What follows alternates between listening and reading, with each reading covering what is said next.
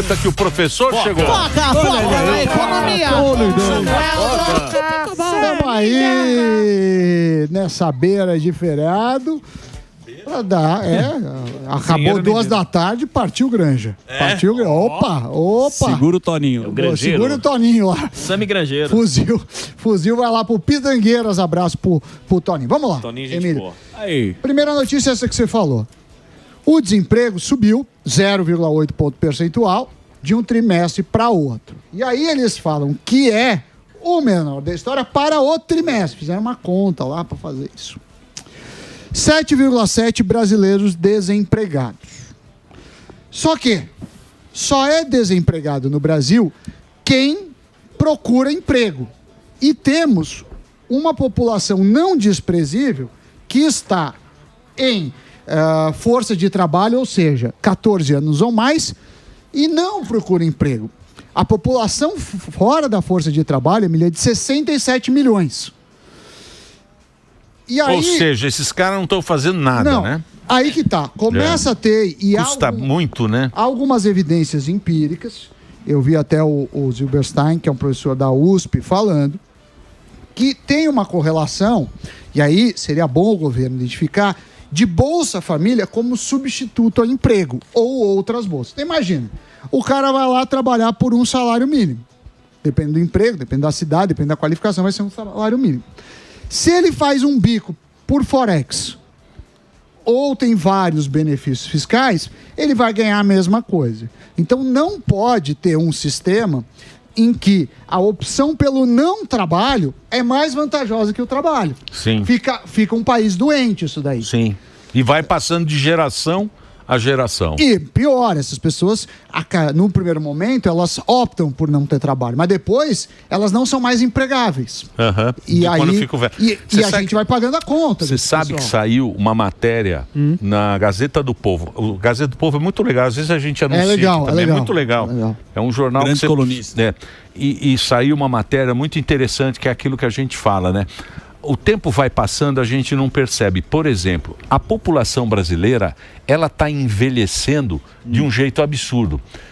Se não me engano, no ano 2000, era só 8% da população que era maior de 60 anos. Sim. No ano 2000. Certo. Agora, já estamos em 15%.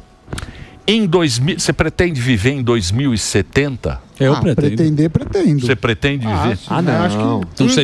Em 2070, a população de velhos vai ser de 40%. Caramba. Então, o Brasil ele vai ser um país com muito velho e pobre. Então. Sim. É o que tem outro. Então, vai ser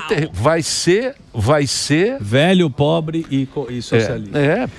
Porque é a população que não está. Tem outra coisa. Veja essa matéria. Está na Gazeta do Povo. Se a gente pegar o PIB. É muito boa essa matéria. Mas muito o que é baixa natalidade, tá aí, ó, turma que não trabalha, tá aí, ó. Brasil envelhece rápido e corre o risco de estagnação, inflação maior e rombo fiscal. Ou seja, desgraça. A desgraça. Não Mas tem olha só, se a gente pegar as últimas décadas, a média do PIB brasileiro foi 2,1%. Ou seja, a economia cresceu 2,1%. Se produziu ano após ano, em média, 2,1% a mais. Porém, desses 2,1%, 1,9% foi boom demográfico. Ou seja, a gente gerou mais riqueza porque tinha mais gente na economia. Basicamente isso. Mais gente circulando dinheiro. Obviamente, um país, uma casa que tem 5 pessoas produz, às vezes, menos do que uma casa que tem 20 pessoas. Então, tinha mais gente. Só que esse boom acabou. Então, se a gente fosse ver só o que a gente melhorou de produtividade foi 0,2 aproximadamente. Então a gente é muito ruim disso. Em outros países, a curva de produtividade, que é quanto um trabalhador gera mais riqueza, subiu muito. Aqui a gente só subiu porque tinha mais gente. Então é uma preocupação. Força de trabalho. Precisa de trabalho. E não vai dar esse negócio de benefício social, eu não sou contra. Tem que ter benefício social. Mas você não pode ter a maior parte do país recebendo benefício, e vai chegar numa hora, porque as pessoas que vão estar lá não vão conseguir dar conta para pagar tudo. Saiu um outro dado que O Brasil foi o país que mais, o sexto país que mais exportou milionários para outros países. Porque vê que essa conversa de taxar Isso rico. é o pior, o cara começa a taxar, o cara vai embora. Mas, Sami, isso aí o mundo inteiro já tentou fazer e deu errado certo. e eles querem fazer aqui de novo. É, aqui no Brasil, tudo que deu errado no mundo, esses caras querem fazer. Agora tem o RG do cachorro. Do cachorro. Maravilhoso. Agora tem o cachorro, CPF de cachorro. Gostou, cachorro? É isso. Aí, o que você achou, cachorro? E aí, professor, conta ele essa história. Aí que a gente precisa pensar numa política que seja sustentável. Eu acredito que a Bolsa, o benefício deveria ter alguma contraparte. Não é muito confortável uma pessoa receber um auxílio e não estar trabalhando e não estar estudando. É meio... Porque qual que é o futuro dessa pessoa? Então, a questão não é deixar a pessoa morrendo de fome, mas você precisa dar um caminho. A gente tá enchendo o bolo. Mudando de assunto, mas uma pesquisa também muito interessante, falou que em 2024, 23 milhões de brasileiros apostaram. Destes, 47% estão endividados e 10% em vício. A pesquisa foi conduzida pela Ambima e saiu com o nome de Raio-X do Investidor Brasileiro, em parceria com o Datafolha. Esses 23 milhões têm mais de 16 anos e representa 15% dessa população mais de 16 anos. Olha o problema. 47% endividado e 16% acredita que a aposta é um investimento. O cara acha que está fazendo um investimento. Ele não vê que é um negócio que vai perder dinheiro.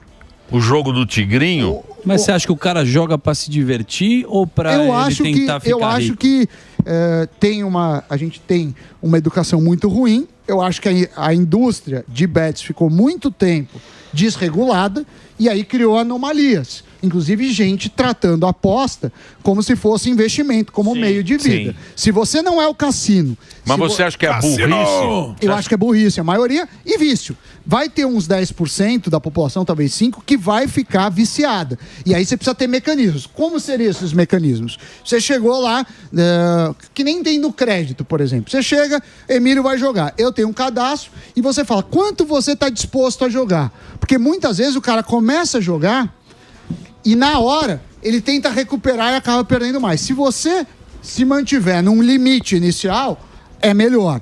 A maior parte das pessoas aposta entre R$102 e R$216 mensais. E os que estão viciados, que são esses 10%, mais de 683.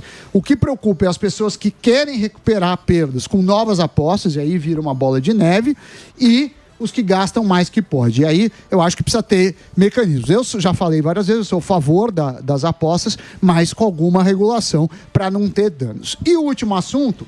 mas é difícil, né? É difícil, mas é a prática dos melhores países que fazem isso. Não, assim mas como... se você der o dinheiro pro cidadão, se você faz a Bolsa Família, eu vou lá, pego o dinheiro, não pode também querer canalizar. Mas não é nesse sentido. Por exemplo, você, como antes de entrar no jogo, você pode falar, olha, eu tenho um limite de tanto.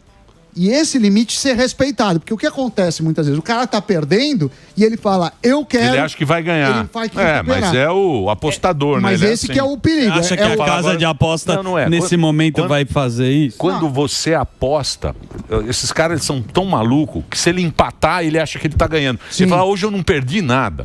O fato de não perder, você ganhou. Ele fala que eu ganhei. Ou se não, ele ganhou um dia, ele fala... Mas isso é muita parcela da população? Aqui não é, né? Que o problema é a falta de educação, né? 52% tenta recuperar, 30% gasta mais que pode, e o que me preocupa mais são os 16% que falam que é investimento. E para finalizar, eu estava comentando do vídeo da China. Ontem, o Ministério das Relações Exteriores chinês fez um vídeo com o título, numa tradução livre, Nunca se ajoelhe, que falava o vídeo. O vídeo falava assim... ela foi publicado na rede social Weibo. A gente está passando o vídeo, porque ele não está em português. Não tem tradução. Em chinês. Mas tem uma tradução em inglês. Tem que se esforçar muito para entender. Tem que ser um cara muito esforçado. Ele critica abertamente a tentativa dos Estados Unidos de forçar os outros países a limitarem relações com a China. Trata os Estados Unidos como um grande vilão. Fala que é um barco gigante. Fala que se os países não cederem, ou, nas palavras dele, não se ajoelharem, os Estados Unidos vai ficar sozinho e não vai conseguir continuar com essa política de impor tarifas. E aí o mercado ficou preocupado porque estava tendo um contorno que o Trump iria negociar e que ficaria tudo bem. Mas aconteceu isso. Os banqueiros querem que continue do jeito que está.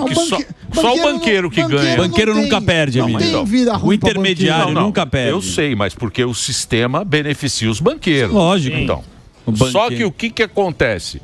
O cara que investe, o cara que tem grana para pôr dinheiro para banco, ele ganha na bolsa. Certo. O trabalhador ganha cada vez menos. Essa que é a... E não tem poder de sobra compra. mesmo. Essa é que é o Trump, ele foi eleito justamente para isso, para dar mais grana para o trabalhador. Estados Unidos. Porque os Estados Unidos ele tá rico porque o cara coloca dinheiro na bolsa de valores em banco. Ao invés de fortalecer a indústria, está nas ações. Tem um negócio bom. Posso passar ou não? Do Paulo Guedes? Pauleta? O Paulo Guedes, ele dá uma... É que tem 8 minutos. Mas a gente... Vocês querem ver? Um trechinho, eu hora que gostaria. a gente... Tem como... Gostaria de ver. Eu vi o negócio do Paulo Guedes, ele explica direitinho eu quero ver. O que está acontecendo, essa mudança. Paulo Guedes é um cara... Esse manja, PG. O Paulo Guedes, ele tem uma... Rodou aí na internet... Aí eu separei um trechinho dele. Acho que é uma palestra, não sei o que é. É o Paulo Guedes falando... E é muito interessante a gente... Fala do mercado chinês, dos Estados Unidos. Ele fala essa mudança que está acontecendo. Então, roda aí esse trechinho. Eles soltam uma bomba, afunda a supertransportadora, dão 3 bilhões de dólares de prejuízo, quebram a companhia de seguro em Londres. Esse é o mundo para onde nós estamos indo agora. E aí vocês começam a entender o que está acontecendo. Enquanto casa que tem pão, que não tem pão, todo mundo briga e ninguém está razão. Enquanto o mundo estava subindo, o mundo está celebrando, festejando. Só nós é que estamos na bagunça aqui, na clínica de recuperação. O mundo está crescendo. A história do mundo é uma história de crescimento de 80, 90 anos. Todo mundo se reconstruindo. As vítimas da Segunda Guerra Mundial, as viúvas do socialismo, 1,5 bilhão de indianos, 1,5 bilhão de chineses, 300 milhões de indonésios. Todo mundo enriquecendo. Visita o Vietnã, visita o Afeganistão. Os caras estão achando petróleo, Azerbaijão, Uzbequistão. Todo mundo furando poço, achando petróleo, comercializando. Está todo mundo saindo da miséria. De repente, começa a guerra comercial Estados Unidos e China. Tem um elefante querendo entrar na piscina de criança. Começou a pressionar os salários no Ocidente. A classe média começa a se sentir abandonada. Os salários não sobem na França, os salários não sobem na Grécia, os salários não sobem na Itália, os salários não sobem nos Estados Unidos. A Bolsa sobe, como é um país capitalista, todo mundo tem dinheiro na Bolsa, todo mundo está feliz. Na hora que a Bolsa acaba, para a música. Então, bastou a Bolsa cair 1 ou 2 vezes, foi pânico no Ocidente. Então, o Teorema de Stolper-Samuels diz isso, o Toyota custava 10 mil dólares, quando eu era jovem, os carros, o sonho americano, o sonho de jovens era ter carro. E carro americano era que todo mundo achava bonito, era Cadillac, Oldsmobile, Rabo de Peixe, Mustang, era só carro bonito, marca americana. Sumiu esse negócio, acabou. O preço dos carros americanos é 60, 70, 80 mil dólares, o carro japonês é 10 mil dólares. Esse é o teorema de equalização dos fatores de produção, dos preços dos fatores. Os carros começam a subir, começa o comércio global, começa a cair o preço do carro americano, várias indústrias começam a fechar, perder empregos industriais, a desindustrialização do Ocidente, a inundação de bens industriais que vem da China. Quer dizer, e na China, na Coreia, no Japão, os preços começam a subir, os salários começam a subir, o bem-estar, e isso em toda a cadeia produtiva. No sul do Brasil, lá no Vale dos Sinos, todo mundo fazendo sapato, calçado, bolsa, começa a fechar, os próprios empresários gaúchos começam a levar as fábricas para a China e começam a exportar o sapato para cá de volta. Enquanto isso, nós botando IPI, ICMS, imposto, fazendo o contrário de tudo que eles estão fazendo. Eles mergulham nos mercados globais, nós fechamos nossa economia. Eles não têm impostos, sindicatos, previdência social, nada. Nós com impostos, encargo trabalhista, tudo. Então, é o caminho da miséria. Eles entenderam e começaram a aprender e subir. E o Ocidente, ao contrário, gato gordo. Quer se aposentar aos 14 anos de idade, quer ganhar 18 salários, trabalhando 3 dias por semana. Então, o Ocidente começou a sentir pressão dessa competição global. O capitalismo é um sistema que gosta de equalizar, de dar oportunidade para quem quer trabalhar mais, quem quer estar disposto ao sacrifício. E o Ocidente começou a ficar em desconforto. E aí você começa a entender tudo. Os conservadores falam, para essa onda de imigração, estão prejudicando nossos empregos. Esse é um conservador falando, vamos parar as imigrações. Ora, o mundo era um mundo cada vez mais liberal, indo em direção à prosperidade para toda a espécie, um mundo só, tudo integrado, sem fronteiras, um ritmo de progresso alucinante. De repente você começa um recuo. Por quê? Porque a receita socialista, enquanto eles adotaram a receita capitalista do lado de lá, como vítimas do socialismo, como doutrina econômica, nós fizemos exatamente o contrário. A nossa afluência, a nossa riqueza, entre aspas, do Ocidente, começou a dar mau exemplo.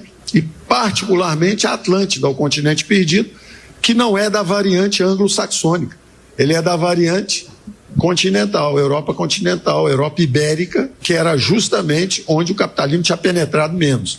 Então, nós tentamos virar um estado do bem social antes de enriquecer. O país é pobre e já quis viver como vivem os gregos, os franceses. Você vê que até os gregos andaram enfrentando problema, né? Porque aposentadoria aos 7 anos de idade também aí já é demais, né?